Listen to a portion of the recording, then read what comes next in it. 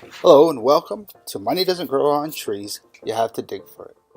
Boswiak Tribe Higher Education Assistance Program Financial Literacy presentation. In this presentation, you'll discuss what financial aid is, what FAFSA is, where you find more money, and what you need to know about student loans. Financial aid. Financial aid is money to help you pay for college. This money can come from different sources, places like the government, banks, your university or college, nonprofit organizations, private donors, and of course, the Higher Education Assistance Program. Check out this video.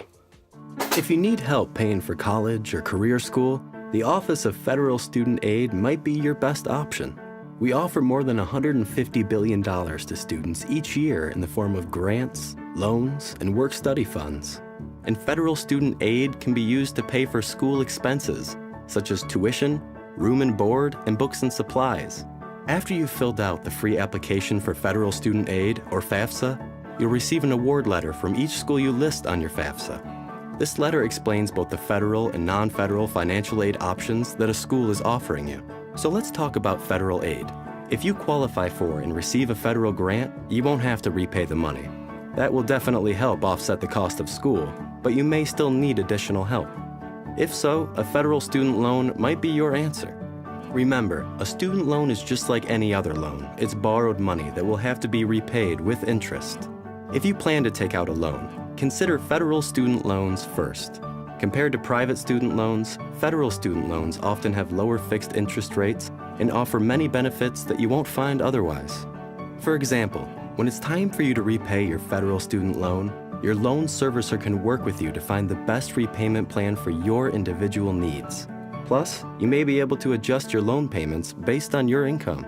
You also may be able to defer your federal loan payments, deduct student loan interest on your taxes, and even consolidate your eligible federal student loans into one loan with one monthly payment. Federal loans can even be forgiven based on certain types of employment. Getting a work-study job is another great option to help pay for school. Eligible undergraduate and graduate students will be able to earn at least minimum wage. If you have questions or need assistance, you can contact the financial aid office at your college or career school or visit studentaid.gov for more information. So what is FAFSA? FAFSA stands for the Free Application for Federal Student Aid. To apply for federal aid, such as federal grants like the Pell Grant, work study, and loans, you need to complete the free application for federal student aid, or FAFSA, and submitting the FAFSA is free and easier than ever. And it gives you access to the largest source of financial aid to pay for college or career school. In addition, many states and colleges use FAFSA information to determine your eligibility for state and school aid, and some private financial aid providers may use your FAFSA information to determine whether you qualify for their aid. Your FAFSA application can be submitted as early as October 1st for the following academic school year. For example, October 1st, 2018, you'll be able to submit your FAFSA application for the 1920 school year. This would be for fall 19 and spring 2020 semesters. Some states and colleges have earlier deadlines for applying for state and institutional financial aid. You can find your state's deadline at https://fasfa.ed.gov/deadlines.htm. Check with your college financial aid office about other deadlines and other opportunities as well. Your FSA ID. What is an FSA ID? The FSA ID is the username and password used on federal student websites such as fasfa.ed.gov and studentloans.gov. Your parents may also need an FSA ID depending on your situation. Go here to create your FSA ID if you have not done so already. https://fsaid.ed.gov. Your FSA ID is used to sign legally binding documents electronically. It has the same legal status as a written signature. Don't give your FSA ID to anyone or allow anyone to create an FSA ID for you, not even your parents, your child, or or someone helping you fill out the FAFSA form. Sharing your FSA ID is like teaching someone to forge your signature, and it could put you at risk of identity theft. Grants, what you need to know. While grants are essentially free money to help pay for higher education, there are rules. Certain scenarios may require that a portion or all of the grant funds be repaid. For example, if you withdraw from school before finishing an enrollment period, such as a semester. Here are some other examples of why you might have to repay all or part of your federal grant. Your enrollment status changes in a way that reduced your eligibility for your grant. For instance, if you switch from full-time enrollment to part-time, your grant amount may be reduced. You receive outside scholarships or grants that reduce the need for federal student aid. Scholarships. Scholarships are available for many different things, such as having good grades, being a student athlete, being part of a club, hobbies, being a male or female, or LGBTQT, based on ethnicity. There are scholarships for everyone. Check out these websites for more scholarship information. FastWeb.com, FineAid.org, BigFutures.collegeboard.org, CollegeFund.org, and Baswayaki-nsn.gov. And don't forget to check with your school's financial aid office for scholarships available to you. Loans. Loans can be scary when you apply for financial aid. You may be offered loans as part of your school's financial aid offer. A loan is money you borrow and must pay back with interest. Interest is a loan expense charged for the use of borrowed money. Interest is paid by the borrower, you, to a lender, the bank. The expense is calculated as a percentage of the unpaid principal amount of the loan. Check out this video. College or career school is an important step in achieving your future goals, and there are many financial aid options to consider. Did you know that a federal student loan can be a great way to help pay for school? After all, a grant, work-study job, or a scholarship can be a huge help, but these forms of aid may not cover the full cost of attending school. So if you decide to take out a federal student loan, it's important to understand what you are getting and be a responsible borrower. Getting a loan is a big decision. You might be paying your loans back for 10 years or more, so take your time to decide. And remember to accept only the loans that you need, because you'll have to repay them once you're out of school. Here are a few things to keep in mind when deciding how much to borrow. Do some research.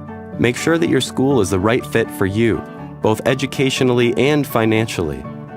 Location, location, location. The amount of money you need to borrow can depend a lot on where your school is located. In-state schools and community colleges may cost less than out-of-state schools. And finally, getting an idea of your future income is also important when deciding how much to borrow. Starting salaries vary greatly depending on your career path, so it's worth thinking about how the amount of your loan will affect your future finances. After all, your student loan payments should be only a small percentage of your salary after you graduate. Once you've decided on your school and figured out how much money you should borrow, you'll need to sign a promissory note, which is an agreement to repay your loan. Make sure you keep a copy for your records. If you do take out loans, you'll need to keep in touch with your loan servicer when repayment begins. Your loan servicer will make this easy for you by offering web, email, and phone contact options. If you make this investment in your future, being an informed, responsible borrower can pay off in a big way. If you have questions or need more information, please visit studentaid.gov. So, subsidized versus unsubsidized. Here's a quick overview of direct subsidized loans. Direct subsidized loans are available to undergraduate students with financial need. Your school determines the amount you can borrow, and the amount may not exceed your financial need.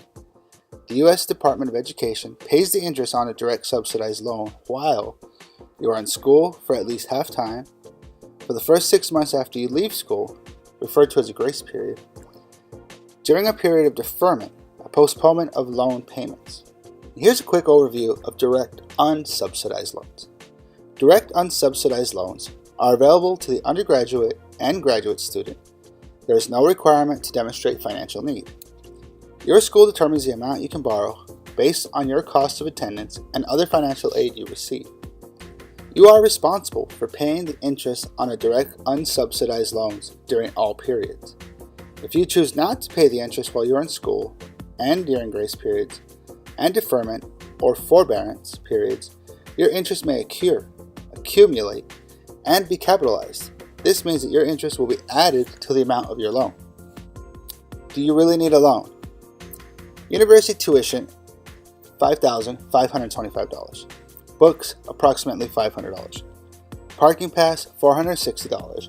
And miscellaneous fees, $250. The total cost estimate to go to school is $6,735. Your HEAP award of $5,500, your Pell Grant of $2,750, gives you a total aid of $8,250. When you subtract the cost of school, $6,735, you're left with $1,515. In this particular situation, do you really need a loan? Your situation may be different than the one used here. You may have a child to care for, rent, car payment. There are several factors to take into consideration. You will need to look at your cash flow. This is the money you have coming in, scholarships, paychecks, etc., versus money going out, tuition, rent, food, childcare.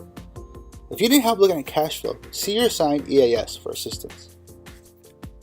Once you've completed your FAFSA and accepted your admission to school, you will be asked to submit additional documents to your financial aid office. Be sure to check your student portal under financial aid to see what you need to submit.